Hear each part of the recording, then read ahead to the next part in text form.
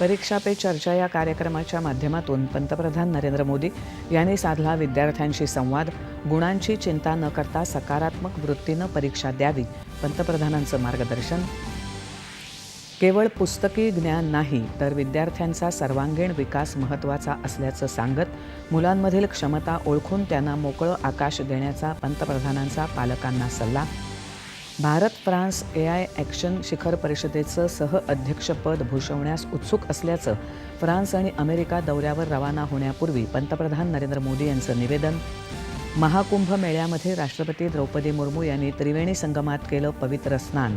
अक्षय वट आणि बडे हनुमान मंदिरात घेतलं दर्शन. महाराष्ट्र विधानसभा देशात सर्वाधिक काम करणारं सभागृह असल्याचं सांगत ही प्रतिष्ठा वाढवण्याचं लोकसभा अध्यक्ष ओम बिर्ला यांचं राज्यातल्या आमदारांना मार्गदर्शन. देशभरात सोयाबीन आणि भुईमूग खरेदीला कृषीमंत्र्यांची मुदतवाढ. महाराष्ट्रात सोयाबीन खरेदीला 24 दिवसांची मुदतवाढ.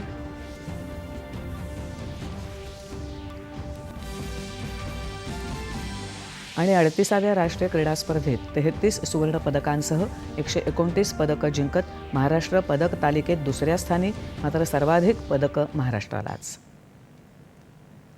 नमस्कार. 9:30च्या बातमीपत्रात मी शिबानी जोशी आपलं स्वागत करते. आता पाहूया बातम्या विस्तारानं.